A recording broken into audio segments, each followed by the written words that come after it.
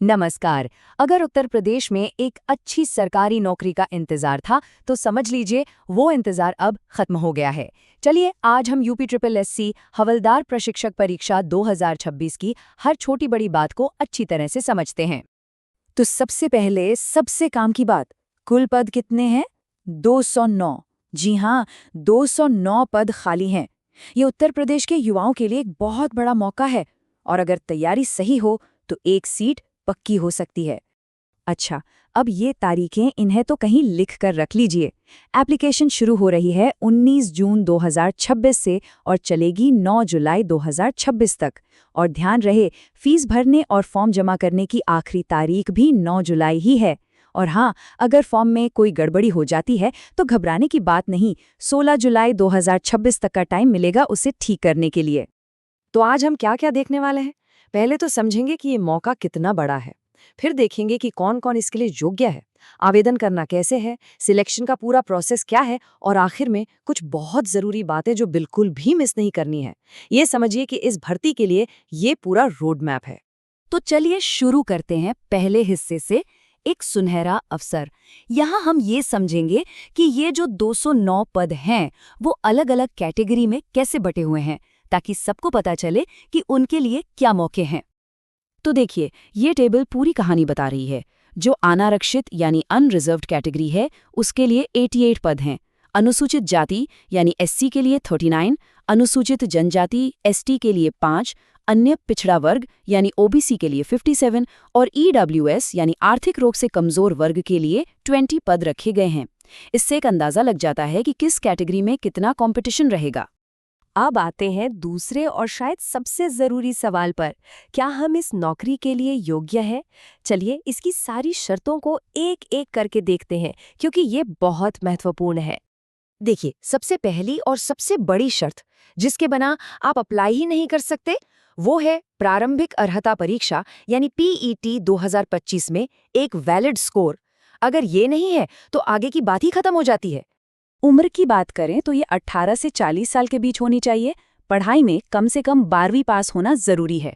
और यहाँ एक और शर्त है, या तो एनसीसी का बी सर्टिफिकेट हो या फिर होम गार्ड्स में कम से कम 3 साल काम किया हो। इन दोनों में से कोई एक चीज होनी जरूरी है। अब बात करते हैं फिजिकल स्टैंडर्ड्स की। पहले पुरुष उम्मीदवारों के लिए, अगर आप जनरल, ओबीसी या एससी कैटेगरी से हैं तो हाइट होनी चाहिए 167.7 सेंटीमीटर। पहाड़ी इलाकों के उम्मीदवारों के लिए ये थोड़ी कम 162.6 सेंटीमीटर है और एसटी कैटेगरी के लिए 160 सेंटीमीटर। बाकी सीने के माप से जुड़ी जानकारी भी स्क्रीन पर दी गई है। वहीं महिला उम्मीदवारों की बात करें तो जनरल, ओबीसी और एससी कैटेगरी के लिए मिनिमम हाइट 152 सेंटीमीटर है और अगर आप पहाड़ी या एसटी कैटेगरी से हैं तो ये 147 सेंटीमीटर है। ठीक है, मान लीजिए कि आप योग्य हैं। तो अब अगला सवाल, फॉर्म कैसे भरना है? चलिए आपको स्टेप बाय स्टेप पूरा प्रोसेस समझाते हैं ताकि कोई गलती न हो। प्रोसेस बहुत मुश्किल नहीं है, ध्यान से सुनिए। सबसे पहले तो upssc.gov.in मतलब ऑफिशियल वेबसाइट पर जाना है। वहाँ अपने पीईटी 2025 के रजिस्ट्रेशन नंबर और ओटीपी से लॉगिन करना है। फिर अपनी सारी पर्सनल और पढ़ाई की जानकारी भर देनी है। फोटो और सिग्नेचर अपलोड करने हैं। एक डिक्लेरेशन होगा, उसे पढ़कर एक्सेप्ट करना है। फीस जमा करनी है और बस फॉर्म सबमिट। और हाँ, आखिर में इसका एक प्रिंट आउट जरूर ले लें, आगे काम आएगा। अब फीस की बात। इसमें एक अच्छी बात यह है कि एप्लीकेशन फीस तो किसी के लिए भी नहीं है, 0 है। लेकिन हाँ, एक ऑनलाइन प्रोसेसिंग फीस है 25 रुपए की जो सभी को देनी होगी। तो मतलब कुल खर्चा सिर्फ 25 रुपए का है। तो फॉर्म भर दिया, अब आगे क्या होगा? सिलेक्शन कैसे होगा? हवलदार प्रशिक्षक बनने का रास्ता कैसा है? चलिए अब इस पूरी प्रक्रिया को समझते हैं। देखिए, सिलेक्शन के मेनली 2 स्टेज हैं। पहला, आपको एक लिखित परीक्षा यानी रिटन एग्जाम देना होगा और अगर आप उसमें पास हो गए तो फिर होगा आपका फिजिकल एंड्योरेंस टेस्ट। लिखित परीक्षा का पैटर्न समझना बहुत बहुत जरूरी है। इसमें कुल 100 सवाल होंगे 100 नंबर के और टाइम मिलेगा पूरे 2 घंटे यानी 120 मिनट। लेकिन सबसे जरूरी बात, यहाँ नेगेटिव मार्किंग भी है। हर गलत जवाब पर आपका 1/4 नंबर यानी 25% नंबर कट जाएगा। मतलब तुक्केबाजी से बचना है। अब सिलेबस देख लेते हैं।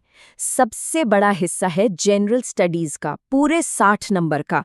इसमें आपको भारत का इतिहास, भूगोल, राजनीति, साइंस, करंट अफेयर्स, स्पोर्ट्स सब कुछ पढ़ना पड़ेगा, तो इस पर खास फोकस करना होगा। दूसरा हिस्सा है कंप्यूटर और आईटी का, जो 15 नंबर का है। इसमें कंप्यूटर की बेसिक जानकारी, world wide web, hardware, software, MS office और आजकल जो नई टेक्नोलॉजी चल रही है जैसे एआई और बिग डेटा, उससे जुड़े सवाल होंगे। और तीसरा हिस्सा है 20 नंबर का, जो पूरी तरह से उत्तर प्रदेश पर फोकस्ड है। इसमें यूपी का इतिहास, कल्चर, त्योहार, भूगोल, अर्थव्यवस्था, मतलब यूपी से जुड़ी हर चीज पूछी जाएगी।